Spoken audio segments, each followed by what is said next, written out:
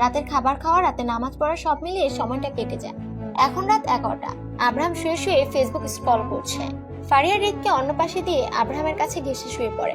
Abraham উঠতে গেলে ফারিহা বাধা দেয়। আব্রাহামের বুকে হাত রেখে বলে, তখন তোমার থেকে কিছু চেয়েছিলাম, মনে আছে? আমি এখন চেয়ে নেই। না করতে পারবে না? আগে প্রমিস করো। তবে হ্যাঁ, সারা জীবন থাকতে চাইবো না। সরে যাও আর হৃদকে মাঝখানে দাও। তারপর কি বলবে বলো? কি চাও দিব? এত প্রমিস করতে হবে না, আমি কথা দিয়ে কথা রাখি। না, প্রমিস করো। আব্রাহাম দাঁতে দাঁত চেপে ফারিহার কথা মতো প্রমিস করে। ফারিহা এবার আব্রাহামের খালি বুকে নাক ঘষে মুখের দিকে তাকিয়ে বলে, এই 2টা মাস তোমার সঙ্গ চাই আমি। তোমার বুকে মাথা রেখে ঘুমাতে চাই, তোমার আদর নিতে চাই। এটা কি রাখবে না? হঠাৎ এমন চাওয়া? শেষ চাওয়া। আব্রাহাম টেনে ফারিহাকে নিজের সাথে মিশে নেয়। ফারিহা হালকা হেসে আব্রাহামের সাথে তাল মেলায়। আব্রাহাম আদরে মেখে দেয় ফারিহাকে। এভাবে কেটে যায় রাতটা। সকালে আব্রাহাম ঘন্টা 2 জন্য বাহিরে যায়। ফারিহা এই সুযোগ কাজে লাগিয়ে আয়ানের রুমে যায়। আজ সে আব্রাহামের অতীত সম্পর্কে জানবে বলে ঠিক করে। আয়ানের রুমে গিয়ে সোফায় বসে। এই প্রথম সে আয়নের সাথে কথা বলবে। একই বাড়িতে থাকে সবাই, অথচ কখনো কথা হয়নি। ফারিহা সালাম দিয়ে বলে, আব্রাহামের অতীত সম্পর্কে জানতে চাই আমি। বলো, কি জানতে চাও? কেন ও মেয়েদের ঘৃণা করে? কেন আমার সাথে এমন চুক্তি করলো? 1 বছর পেরিয়ে গেল, তবু ওর মন জয় করতে পারি নাই আমি। এসবের কারণ কি? আয়ান হালকা এসে মনকে রাজি করিয়ে নেয়। তার জন্য যদি তার বেস্ট ফ্রেন্ডের সংসার টিকে তাহলে তো ভালো হবে। তাই বলতে শুরু করে, শুরুটা আরো 10 বছর আগের। এসএসসির পর একটা মেয়ের প্রেমে পড়ে আব্রাহাম। মেয়েটাও কম না, দুজন দুজনকে অনেক ভালোবাসতো। আব্রাহামের এর পরিবার এসব বিষয়ে সবকিছু জানতো। মেয়েটা গরিব ফ্যামিলির ছিল, ইচ্ছে ছিল একজন ডক্টর হবে। আব্রাহাম প্রাণপ্রিয় প্রেমিকার কথা ফেলতে পারে না। ইন্টার শেষে মেডিকেল এক্সাম দিয়ে টিকে যায় মেয়েটা। সব পড়াশোনার খরচ আব্রাহাম বহন করে। সব ভালোই চলছিল, সমস্যা হয় অন্য জায়গায়। আব্রাহামের এর জিএফ যখন মেডিকেল এক্সাম দিয়েছিল তখন আর একটা ছেলে ছিল, সে প্রথম হয়ে চান্স পায়। তো মেয়েটা সেই ছেলেটার প্রেমে পড়ে যায়। আস্তে আস্তে আব্রাহামের সাথে মেয়েটা এতটা খারাপ সম্পর্ক হয়ে গেল যে আব্রাহাম কে না জানিয়ে মেয়েটা সেই ছেলেটাকে বিয়ে করে নেয়। মানে এত বছরের প্রেম কিভাবে ভুলে যায় মানুষ? কিন্তু তাই বলে আব্রাহাম এমন সিদ্ধান্ত কেন নেবে? সব মেয়ে তো এক হয় না। কথার মাঝে কথা বলে না। আব্রাহামের ওর প্রেমিকার পা ধরে ফিরে আসতে বলে, কিন্তু ফিরে আসে না। তারপর থেকে আব্রাহাম মেয়েদের সহ্য করতে পারে না, ঘৃণাও করে। এত ভালোবাসার পরেও যাকে পায় না সে কেমন। আস্তে আস্তে আব্রাহাম একা হয়ে যায়, মেয়েদের থেকে নিজেকে দূরে সরিয়ে নেয়। বাসা থেকে বিয়ের চাপ দিচ্ছে তাকে, কিন্তু সে বিয়ে করবে না। তারপর থেকে এখানে আমরা দুজন থাকি। বুঝলাম, কিন্তু চুক্তির কারণ কি? বিয়ে করবে না তো করবে না, এমন নাটক করার মানে কি? অসহায়তার সুযোগ কাজে লাগালো কেন? আর বাচ্চা নেয়ার ভূত মাথায় চাপলো কিভাবে? সবার একটা কথা, বংশের মান রক্ষা করতে হবে, নাতি নাতনির মুখ দেখবে। আব্রাহাম এভাবে ঠকে যাওয়ার পর বাচ্চা দত্তক নিতেও ভয় পায়। তাই সিদ্ধান্ত নেয় চুক্তির বিয়ে করবে, কারণ এতে বাচ্চাটাও তো তার রক্তের হবে। রক্ত তো বেইমানি করবে না। তারপর বাকিটা তুমি জানো। সংক্ষিপ্ত করে বললাম। এখন আব্রাহাম আসবে, নিজের রুমে যাও। আচ্ছা আপনি বলেন, হৃদকে ছাড়া আমি কিভাবে থাকবো? আমি তোর মা। একটা মা বাচ্চা ছাড়া কিভাবে থাকবে? অনেক বলছি আমি, কিন্তু ও মানতে নারাজ, সংসারও করতে চায় না। তবে একটা সিক্রেট কথা বলতে পারি তোমাকে, সেটা জানার পর অবশ্য আমিও অবাক হয়েছিলাম। কি? আব্রাহাম তোমাকে ভালোবাসে, অভিমান মিশে আছে তোমার প্রতি ওর অনেক অভিমান। আব্রাহাম আমার কাছে কি বলেছে জানো? আয়নার কথা শুনে ফারিহা অবাক হয়। আব্রাহাম তাকে ভালোবাসে? এটা যেন অবিশ্বাস্য। ফারিহা অবাক হয়ে বলে, কি বলেছে? তুমি ভালো, কিন্তু টাকার লোভে বাচ্চা দিতে রাজি হয়েছে। এটা ওর খারাপ লাগে। ও ভাবে ও বেঈমান।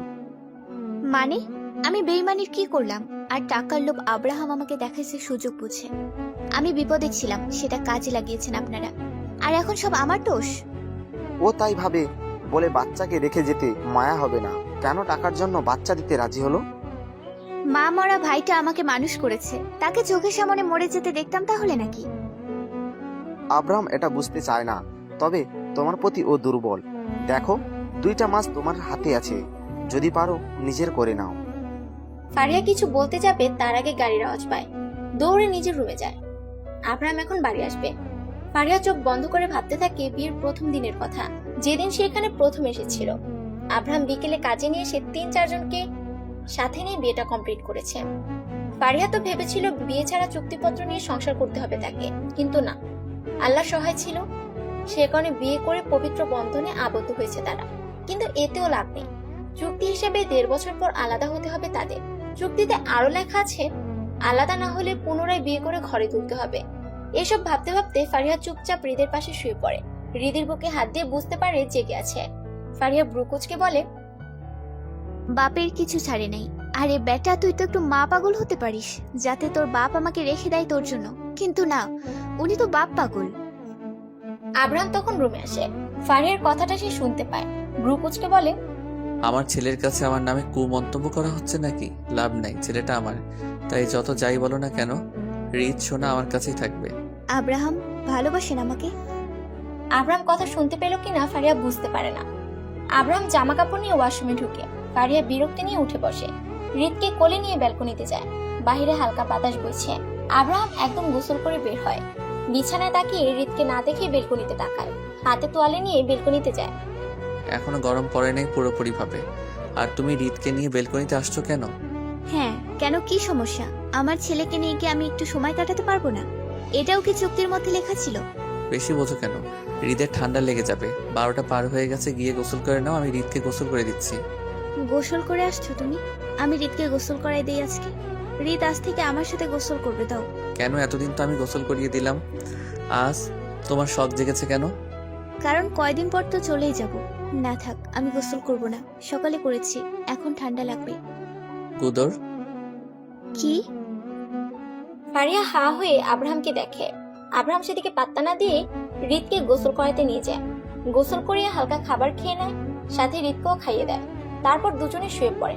আব্রাহাম চোখ বন্ধ করে দিল। ফারিয়া আব্রাহামের এসব কাণ্ড দেখে বিরক্ত হয়ে ঘুমিয়ে পড়েছে। পাশ থেকে ফল কাটা ছুরি নেয়। রেগে মিছিমিছি আব্রাহামকে মারার জন্য সেটা তোলে। ভাবে এমন করলে যদি নিজের রাগ কমে, কিন্তু মারতে যাওয়া মাত্র আব্রাহাম চোখ খুলে লাফিয়ে উঠে। আব্রাহাম অবাক হয়ে বলে, ফারিয়া, তুমি আমাকে খুন করতে যাচ্ছ? এতদিন কাল সব বাড়িতে পুষে রেখেছে আমি। বাহ বাহ, আসলেই মেয়েরা বেঈমান। নিজের স্বার্থ হাসিল হলে আর সেই ব্যক্তিকে দেখে না যে তাকে সফল হতে সাহায্য করেছে। তুমি আমাকে ভুল বুঝো না, আমি তো জাস্ট মজা করছিলাম। নিজের চোখকে অবিশ্বাস করতে বলছো? তোমার উপর রেগে আছি, সেজন্য এমনি মারার মতো করে হাত তুলি। প্লিজ ভুল বুঝো না আমাকে। তাকে সব নাটক আর করতে হবে না। মেয়েদের বিষয়ে ভালোভাবে জানা আছে আমার। হ্যাঁ, মেরে দিও। এমন বেইমানি আর ছলনা নিয়ে বাঁচতে চাই না। আব্রাহাম প্লিজ, বেশি বুঝতে যাচ্ছ কেন? তোমাকে মারার হলে রাতে মারতে পারতাম। আমি এমনি মজা করছিলাম। তুমি খুব ভালো করে জানো ভালোবাসি তোমাকে আমি। আমি তোমার হব না দেখে এমন করছো, কিন্তু ভেবেছিলাম তোমাকে নিজের সাথে রাখবো। হৃদের জন্য না, আমার জন্য কিন্তু না। আর কখনো তোমাকে রাখার সিদ্ধান্ত নিব না। আব্রাহাম, 2 মাস সময় তোমার কাছে, নিজের সব গোছাতে শুরু করো। 2 মাস পর এই শহরে তোমাকে দেখতে চাই না। যদি দেখি তোমার ভাইকে শেষ করতে সময় নিব না। ফারিয়া কেঁদে দেয়। কেন মজা করতে গেল সেটা ভেবে এখন নিজের রাগ ওঠে। আব্রাহাম রিতকে বুকের সাথে চেপে ধরে। তার রিতকে মেরে ফেলবে না তো? ভয় তার মনে জেগে পড়ছে। ফারিয়া আব্রাহামের কাছ থেকে সরে যায়। সোফায় বসে চোখ বন্ধ করে। সারাদিন দুজনের অভিমানে কেটে যায়। রাতে ঘুমানোর সময় ফারিয়া আব্রাহামের পাশে ঘুমাতে গেলে আব্রাহাম রেগে বলে, আমাকে ছোঁয়ার চেষ্টা করবে না কখনো। ঘৃণা করি আমি তোমাকে। তোমার মতো মেয়েদের আমার থেকে দূরে থাকো। রিতকে মাঝখানে দাও, নয়তো কি করি ভাবতে পারবে না। প্লিজ রেগে থেকো না। আর এমন করছো কেন? তুমি ছোট বাচ্চা না, সব বোঝো, তবুও এমন করে আছো কেন? আমার কথা শোনো। কথা কানে যায়নি? মনির কি দেশে ফিরতে চাই, নাকি পার্মানেন্ট ভাবে ওখানে থাকার ব্যবস্থা করে দিব? কোনটা? ফারিয়া ছলছল চোখ নিয়ে আব্রাহামের দিকে তাকায়। ছেলেটা এত জেদি কেন? একটু কি ওকে বুঝতে চায় না? ফারিয়া অন্য পাশে ফিরে শুয়ে পড়ে। এভাবেই কেটে যাচ্ছে সময়। হৃদ এখন পুরোপুরি বাবার ভক্ত। মা ছাড়াও ও এখন থাকতে পারবে। কেটে গেছে এর মাঝে 2 মাস। রাতে ফারিয়া শুয়ে আছে। ফারিয়ার বুক ধুকবুক করা শুরু হয়েছে। আব্রাহাম নিজে তার জন্য একটা শহরে বাসা ভাড়া করেছে। এই শহর ছেড়ে তাকে যেতে হবে। আব্রাহাম তার কথায় অটল। অথচ ফারিয়া ভাবছে আজ আব্রাহাম তাকে বাধা দিবে, সারা জীবনের জন্য তাকে নিজের কাছে রাখবে। এসব ভাবছিল, তখন আব্রাহাম এসে বলে, গাড়ি চলে এসেছে আর মনির দেশে আসবে। আজ রেডি হয়েছো? এখন চলো এগিয়ে দিয়ে আসি, তোমাকে এই শহরে যেন কখনো না দেখি। ভুলে যাবে হৃদের কথা। আজ থেকে তুমি আগের মতো সিঙ্গেল, তুমি বিবাহিত, এটা কেউ জানবে না। আব্রাহাম, তোমার কাছে রেখে দাও আমাকে। তোমার কাছে থাকতে চাই সারা জীবন। তোমার কেয়ারিং, ভালোবাসা সব নিয়ে বাঁচতে চাই আমি। তোমাকে না পেলে আমি মরে যাব। নাটক শেষ, তাহলে যেতে পারো। তো তোমার ছেলের মা না হয়ে ওর কাজের লোক করে রেখে দাও আমাকে প্লিজ। ওকে ছাড়া আমি কিভাবে থাকবো? আমি তোকে জন্ম দিয়েছি। পা ছাড়ো, আমার কিন্তু বিরক্ত লাগছে এসব। এমন নাটক পছন্দ না আমার। ফারিয়া আব্রাহামের পা শক্ত করে ধরে। আব্রাহাম পা সামনে এগিয়ে যেতে পারছে না।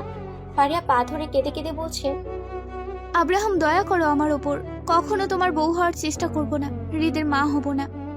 ওর তো দেখাশোনার জন্য একজন প্রয়োজন, তাই না? তোমার দাসী হয়ে থাকতে চাই আমি। আমি মা বাবার সাথে থাকবো। আমার সন্তানের দেখাশোনার দায়িত্ব আমি নিতে পারি। বরং তোমার কখনো সাহায্য লাগলে জানিও, যে কোনো সময় সাহায্য পাবে আমার থেকে। আব্রাহাম, এত পাষাণ হচ্ছ কেন? প্লিজ আমাকে দয়া করো, রেখে দাও তোমার কাছে। আমি হৃদের মা। ছোট হৃদ এসব দেখে কেঁদে দেয়। ফারিয়া আব্রাহামের পা ছেড়ে উঠে হৃদকে কোলে নিতে চায়, কিন্তু আব্রাহাম সরে যায়। অতিরিক্ত চিন্তায় ফারিয়া সেখানে সেন্সলেস হয়ে পড়ে। যখন জ্ঞান ফিরে, তখন নিজেকে অন্য এক শহরে আবিষ্কার করে। এই অবস্থায় তাকে আব্রাহাম গাড়িতে উঠিয়ে দিয়েছে, তারপর নিজে এসে ফারিয়াকে রেখে গেছে। ফারিয়া এখনো কেঁদে যাচ্ছে। কই থেকে কি হয়ে গেল? আব্রাহাম এতটা জেদি বুঝে উঠতে পারে নাই সে। রাত লেগে এসেছে। মুনির বারবার ফোন দিচ্ছে ফারিহার কাছে। ফারিয়া ফোন রিসিভ করে কিছুক্ষণ কথা বলে। মুনির চলে এসেছে বাংলাদেশে। ফারিয়া ফ্রেশ হয়ে নিজেকে পরিপাটি করে, পেটে হাত দিয়ে কিছুক্ষণ বিড়বিড় করে। অপরদিকে আব্রাহাম, তুই কাজটা মোটেও ঠিক করিস নাই। মেয়েটা তোর কাছে ভিক্ষা চাইছে থাকার জন্য, অথচ তুই ওকে বাড়ি থেকে বের করে দিলি। রিত কি সত্যি মা ছাড়া থাকতে পারবে? কিছু মা বাচ্চা জন্ম দিতে গিয়ে মারা যায়, সেই সন্তান কি মা ছাড়া বড় হয় না? এসব বিষয়ে কথা বলতে চাই না। মা বাবার সাথে থাকছি, আজ থেকে রেডি হ। তুই পাষাণ। মেয়েটা তোর পায়ে পড়তে দ্বিধাবোধ করে নাই। আমিও একসময় কারো পায়ে পড়েছিলাম, তখন সে ফিরে তাকায়নি। তাই এসব আমার কাছে এখন নাটক মনে হয়। আয়ান রেগে সেখান থেকে উঠে যায়। সবকিছু তার কাছে অসহ্য লাগছে। আব্রাহাম এমন এক রোখা দেখে বিরক্ত হয়। তারপর কয়দিন পর তার বিয়ে। আব্রাহাম বিয়ে করবে না দেখে এখন তাকেই বিয়ে করতে হচ্ছে। মুনির বাসায় ফিরে রাত 3টার পর। ফারিয়া ভাইয়ের সাথে কিছুক্ষণ কথা বলে নিজের রুমে ঘুমিয়ে পড়ে। বারবার নিজেকে অপরাধী মনে হচ্ছে তার পেটে বেড়ে উঠতেছে আরো একটি প্রাণ। অনেক ভেবে সে এই সিদ্ধান্ত নিয়েছিল সে নিজেও কখনো বিয়ে করতে চায় না। পরের দিন সকালে ফারিয়া ভয়ে ভয়ে মুনিরকে সব খুলে বলে। তারপর 3 মাস মুনির ফারিয়ার সাথে কথা বলে নেয়। আস্তে আস্তে সব স্বাভাবিক হতে থাকে। মুনিরও বিয়ে করে। সুন্দরভাবে কেটে যায় সবার সময়। আয়ুষীমা, আমার বেঁচে থাকার জন্য তুই হলেই হবে। তোকে নিয়ে কেটে দেবো সারা জীবন। তোর বাবাই যেমন তোর ভাইকে নিয়ে কাটাবে জীবন, ঠিক আমিও পারবো তোকে নিয়ে কাটাতে আমরণ। তুই আমার সব সোনা। ফারিয়া ফুটফুটে এক কন্যা সন্তানকে কোলে নিয়ে ছাদে বসে আছে। কেটে গেছে আরো সময়। আজ সে এক কন্যা সন্তানের মা। এরপর কি হবে সেটা হয়তো নিজেও জানে না। এভাবে কেটে যাচ্ছে বছরের পর বছর। সেই সময় এসেছে কি, যে সময় আবারও মুখোমুখি হতে হবে তাদের। ফারিয়া চিৎকার দিয়ে ঘুম থেকে উঠে। পাশেই আব্রাহাম ছিল। ফারিয়ার চিৎকার শুনে ঘুম ভেঙে যায় তারও। রুমের লাইট জ্বালিয়ে ফারিয়ার দিকে তাকায়। থেকে থেকে ফুফিয়ে কেঁদে উঠছে মেয়েটা।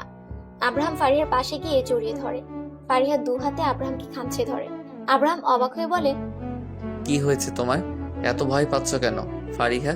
এই ফারিহা, কথা বলো, কি হয়েছে তোমার?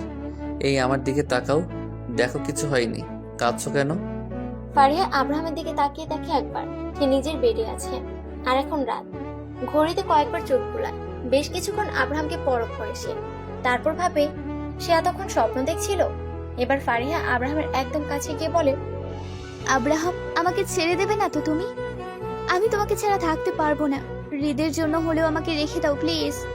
আমি সত্যি তোমাকে ভালোবাসি। আমি ইচ্ছে করে তোমাকে মারতে চাইনি।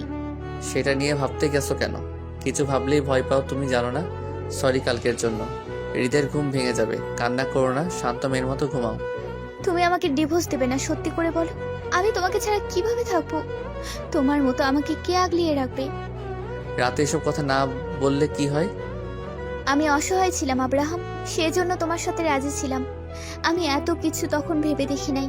প্লিজ আমাকে ছেড়ে দিও না, প্লিজ। আমি তো তোমার ওয়াইফ, শুধু চুক্তি না। আচ্ছা, সেসব নিয়ে কাল কথা বলি, এখন একটু ঘুমাও। আমার মাথা ব্যথা করতেছে, সকালে আবার অফিস যেতে হবে। পানি খেয়ে ঘুমাও। স্বপ্ন দেখছো? স্বপ্ন কখনো সত্যি হয় না। তুমি সত্যি ভালো না আব্রাহাম। আমাকে একটুও বুঝতে চাও না। তোমাকে ছাড়া আমি অসহায় হয়ে পড়বো। হৃদের জন্মটা ভুল ছিল, তুমি আমাকে এতটা মাসেও চিনলে না। সে একই কথা, এমনি এমনি জন্ম দাওনি, তার বিনিময়ে তোমার ভাইয়ের চিকিৎসা করানো হয়েছে, ওখানে চাকরির ব্যবস্থা করে দিয়েছি। আর কি চাই? তোমাকে চাই, হৃদকে চাই, তোমার ভালোবাসা নিয়ে একসাথে সারা জীবন থাকতে চাই। আব্রাহাম ফারিয়ার কথায় কান্না দিয়ে অপর পাশে এসে শুয়ে পড়ে। ফারিয়া কিছুক্ষণ বসে থাকে, হৃদকে জড়িয়ে ধরে কান্না করে দেয়। হৃদ নড়ে উঠলে কপালে কিস করে পাশে শুয়ে পড়ে। আব্রাহাম লাইট অফ করে অন্ধকারে ফারিয়ার মুখের দিকে তাকায়। মেয়েটা ভয় পেয়েছে বুঝতে পারে, এত ভয় না পেলে এভাবে চিৎকার দিত না। সে তো জানে ফারিয়া টেনশন করলে খারাপ স্বপ্ন দেখে, সেটাকে অবশ্য স্বপ্ন বলা যায় না, নিজের কল্পনা সবটা। খুব ভোরে আব্রাহামের ঘুম ভেঙে যায়। প্ল্যান অনুযায়ী বাড়ি সাজাতে শুরু করে। এর মাঝে মনির চলে আসছে। আব্রাহাম মনিরের সাথে ভালো মন্দ কথা বলে কাজে লেগে পড়ে। বেলা হতে হতে আব্রাহামের বাড়ির সবাই চলে আসে। হৃদের কান্নার শব্দে ফারিয়ার ঘুম ভাঙে। ঘড়ির দিকে তাকিয়ে দেখে সকাল 9টা বাজে। এতক্ষণ সে ঘুমিয়েছিল। হৃদের দিকে তাকায়, হৃদ তার বুকে বারবার মুখ ঘষে। ফারিয়া হৃদকে বুকে টেনে নেয়, হৃদকে খাওয়াতে থাকে। হুট করে আব্রাহাম ভিতরে প্রবেশ করে। ফারিয়া থতমত খেয়ে শরীরের কাপড় ঠিক করে। আব্রাহাম ব্রুকুচকে বলে, মনে হয় আমি অচেনা কেউ। যাই হোক, মহারানীর ঘুম ভেঙে গেলে একটু উঠবেন প্লিজ। আপনার জন্য আপনার প্রজারা অপেক্ষা করছে, তাদের একটু দর্শন দিয়ে আমাকে ধন্য করুন। আজ্ঞা সেনাবাহিনী, আপনি আমার জন্য খাবার নিয়ে আসুন। মহারানী তো আজ চলে যাবে, রুমে কি খাবার দেওয়া যাবে তাকে? নিজ হাতে খাইয়ে দিলে আরো বেশি খুশি হব। ভালোভাবে কথা বললেই শুরু হয়ে যায়, বেশি কথা না বলে উঠো। আজকে বাড়ি থেকে চলে যাবে মনে নাই, তাও আমার সাথে বেহায় পড়া না করে থাকতে পারো না? সব সময় তুমি বিরক্তিকর কথা বলো, আমি সব সময় ভালো করে কথা বলি, তুমি কখনো ভালোভাবে কথা বলো না। আর আমার দোষ? হৃদের খাওয়া হলে নিচে আসো। আমার কাছে এত সুখ অন্য কারো কাছে পেলে জানিও। তোদের ঝগড়া হলে বাইরে আয়, সবাই অপেক্ষা করছে। ভাবি তাড়াতাড়ি আসো, তোমার জন্য তো সবাই অপেক্ষা করছে। আর আমার ক্ষুধা লাগছে, তোমার জন্য খাওয়া হচ্ছে না। আয়নের কথা শুনে ফারিয়া সেদিকে চোখ দেয়। ফারিয়া বিড়বিড় করে, ব্যাপার কি? বাড়িতে আজ এত মানুষের আনাগোনা কেন? আয়ন ভাইয়ের নিচ থেকে আজ কথা বলতে আসছে আমার সাথে। জানি না কি হবে আজ, আমার তো জায়গা হবে না সেটা জানি। বিড়বিড় না করে উঠো। ফারিয়া অবাক হয় সবার ব্যবহারে। উঠে ফ্রেশ হয়ে হৃদকে কোলে নিয়ে বাহিরে যায়। তার ভাইকে বসে থাকতে দেখে বোকা বনে যায়। এখানে হচ্ছেটা কি? ভয়ে ভয়ে সোফায় গিয়ে বসে। মনির এসে এসে বলে, কেমন আছিস? সেই সকালে আসছে, আর মাত্র তোর দেখা পেলাম। ভাইয়া, তুমি এখানে কি করছো? বাহ, আমার বোনের বিয়ে, আমি থাকবো না? ভাইকে না জানিয়ে তো অনেক কিছু করে ফেলেছিস, এখন আসলাম তাও ভালো লাগে না বুঝি? না, সেটা বলি নাই, সরি ভাইয়া। ফারিয়া কথাটা বলে মাথা নিচু করে নেয়। কিছুক্ষণ পর তার শাশুড়ি মা এসে একটা রুমে নিয়ে যায়। কয়েকজন মেয়ে এসে বউ সাজিয়ে দেয়। সে হাবলার মতো সব দেখে। শেষে উপায় না পেয়ে বলে বসে, এখানে হচ্ছেটা কি আমাকে বলা যাবে কি? কেউ কিছু বলছেন না কেন? আজব তো। আজকে তোমার বিয়ে ভাবি, তোমাকে আজ বিয়ে দেয়া হবে। আমাকে কি বিয়ে দিয়ে বাড়ি থেকে তাড়ানো হবে? তাহলে আমি বিয়ে করব না, ছাড়ুন আমাকে। আমি ছোট বাচ্চা না যে ধরে রাখবেন। মিসেস, আমার সাথে আপনার বিয়ে এভাবে কেঁদে মেকআপ নষ্ট করবেন না প্লিজ। আপনাকে আমার কাছে রেখে দিব সারা জীবনের জন্য। আপনি আমার হয়ে থাকবেন, শুধু আমার হৃদের মা। আব্রাহামের কথা শুনে ফারিয়া অবাক হয়ে বলে, বিয়ে তাও তোমার সাথে? সত্যি? আমার তো বিশ্বাসই হচ্ছে না। আমার সাথে তোমরা সবাই মজা করছো না তো? তাহলে কিন্তু ভালো হবে না বলে দিলাম। মজা করতে যাব কেন? তুমি তো আর আমার শালী না। সত্যি তোমার সাথে আমার বিয়ে হবে আজ। 2বার বিয়ে কে করতে পারে? হ্যাঁ, এক বউকে 2বার বিয়ে করব আমি? ফারিয়া সবার সামনে আব্রাহামকে জড়িয়ে ধরে। ইস, এটা যে সত্যি তার বিশ্বাস হচ্ছে না। তারপর সবাই মিলে নিচে যায়। ছোটখাটো আয়োজনে বিয়েটা হয়ে যায় তাদের। এই বাড়ি ছেড়ে শ্বশুর বাড়িতে পা রাখে আজ ফারিহা। আলাদা একটা অনুভূতি কাজ করছে। ইস, মানুষটা তাকে আপন করেছে, ভাবতেই যেন সে আকাশে উঠছে। রাত 10টা, সবাই খাওয়া দাওয়া করার জন্য ড্রয়িং রুমে হাজির হয়। ফারিহা নিজেও সবার সাথে খাবার খেতে বসে। এক লোকমা ভাত মুখে দিতেই বমি পায় তার। আব্রাহাম ব্রুকুচকে তার দিকে তাকায়। বেসিন দেখে দিলে ফারিহা সেখানে দৌড়ে যায়। গড়গড় করে বমি করে দেয়। কয়দিন থেকে খাওয়া দাওয়া না করার জন্য শরীর দুর্বল হয়ে পড়ে। ফিরে এসে সোফায় বসতে যাবে তখন সেন্সলেস হয়ে পড়ে। আব্রাহাম হাত ধুয়ে ফারিয়ার কাছে দৌড়ে আসে, সোফায় শুয়ে দেয়। পারিবারিক ডাক্তারকে ফোন দেয়। কিছুক্ষণের মধ্যে ডাক্তার চলে আসে। ফারিয়াকে কিছু প্রশ্ন করে, তারপর হাসি মুখে বলে, কংগ্রেস আব্রাহাম, দ্বিতীয়বার বাবা হতে যাচ্ছ, তবে শিওর দিতে পারছি না, পরীক্ষা করে নিও একবার। কথাটা শুনে আব্রাহাম অবাক হয়ে ফারিয়ার দিকে তাকায়। চোখ মুখ শক্ত করে ফারিহাকে দেখে সে। ফারিহা বিড়বিড় করে বলে, আল্লাহ, আব্রাহাম যেভাবে তাকিয়ে আছে আমাকে যেন আবার বকাবকি না করে। আমি তো ভেবেছিলাম সে আমাকে ছেড়ে দেবে, তার জন্য তো একটা বাচ্চা নিয়েছিলাম, যাতে সেই সন্তান নিয়ে বাকিটা জীবন কাটাতে পারি। আচ্ছা, আপনি এখন আসতে পারেন। আবরাম কথাটা বলে ডাক্তারকে এগিয়ে দিয়ে আসে। ফারিয়াকে সবাই কংগ্রেস জানায়। সবার মুখে হাসি থাকলেও আব্রাহামের মুখে হাসি নেই। সবার খাওয়া দাওয়া হলে যে যার বাসায় চলে যায়। রাত 11টার সময় নিজের রুমে যায় আব্রাহাম। ফারিয়া তখন হৃদকে শুয়ে দিচ্ছিল। আব্রাহামকে দেখে এগিয়ে আসে। আব্রাহাম হাত ছাড়া দিয়ে বলে, এটার মানে কি ফারিহা? হৃদের বয়স মাত্র 8 মাস চলে আর তুমি এখনই বাচ্চা নিলে? এই জন্য কাছে আসতে চাইনি। বাচ্চা নষ্ট করবে হৃদ আছে আমার, আর কারো দরকার নেই। রাগ করো না প্লিজ, আমার কথাটা শোনো। আমি তো ভেবেছিলাম তুমি আমাকে বাড়ি থেকে বের করে দেবে, কিন্তু আমি তোমাকে ভালোবেসে ফেলেছি। সে কারণে বাচ্চা ইচ্ছে করে নেই, যাতে চলে যাবার পর তাকে নিয়ে থাকতে পারি। আর কিছু ভাবো নাই? একসাথে দুইটা কিভাবে সামলাও? আমিও দেখবো। বিরক্ত করো না, যাও ঘুমাও। আচ্ছা এত কিছু হলো যে কিভাবে হলো? কি সবটা আমাকে বলো। আর ভাইয়া কিভাবে সবটা জানতে পারলো? আমি তো এসবের কিছু জানতাম না। এমনকি কালকেও আমার সাথে খারাপ ব্যবহার করেছো তুমি। হৃদ জন্মের পরপরই তোমার প্রতি আমি আকৃষ্ট হয়ে পড়ি। আমার বিরুদ্ধে তুমি যেতে না, হৃদের খেয়াল রাখতে, সবসময় আমার খেয়াল রাখতে, সব মিলে একটা ভালো লাগা কাজ করে। তখনই মনির ভাইয়াকে সবটা বলে দেই। প্রথম উনি রাগ করলেও পরে ঠিকই মেনে নেয়। মা বাবাকে কাল সব বলি। আজ নতুন করে বিয়ে করলাম, কারণ চুক্তি হিসেবে আজ আমাদের সম্পর্ক শেষ হয়েছিল। বাহ, তলে তলে দেখি টেম্পো চালাও। যাই হোক, হৃদ ঘুমিয়ে গেছে, চলো সাদিকে একটু প্রেম করি। এর আগের প্রথম রাতটা তো নিজের মতো কাটিয়েছো, এবার না হয় আমার মতো করে কাটালি। ইচ্ছে করছে না, টায়ার্ড অনেক আমি। তুমি তোমার দ্বিতীয় বাচ্চাকে নিয়ে সুখে থাকো। এমনি বলি না মেয়ে মানুষ বেইমান, একটা থাকতে আরেকটা ধরে। ধুরবাল, অযথা একটা বিষয় নিয়ে ঝগড়া শুরু করেছো। যাও ঘুমাও, একদম আমার কাছে আসবে না। আমি নতুন করে বিয়ে করব, তোমার মতো কাউকে চাই না আমার। অসভ্য। আমি অসভ্য? তাহলে অসভ্য হয়ে একটু কি বলো? আব্রাহাম ফারিয়ার কোমর জড়িয়ে কথাটা বলে। ফারিয়া লাফাতে শুরু করে। আব্রাহাম আরো শক্ত করে নিজের সাথে চেপে ধরে। ফারিয়ার গলায় পরপর কয়েকটা কিস করে। ফারিহা ধাক্কা দিলে আব্রাহাম কিছুটা নড়ে চড়ে ওঠে, কিন্তু ফারিয়াকে ছাড়ে না। ঠোঁটে কিস করতে থাকে। প্রায় 2 মিনিট পর ছেড়ে দিয়ে বলে, আরো একটা বাচ্চা নিব, চলো। বাচ্চার পিঠে বাচ্চার, দারুণ না? আমার আপত্তি নেই। আমার কি, আমি তো বউকে আদর করতে পারবো। আসো বেবি, কাম। এই না, ছাড়ো।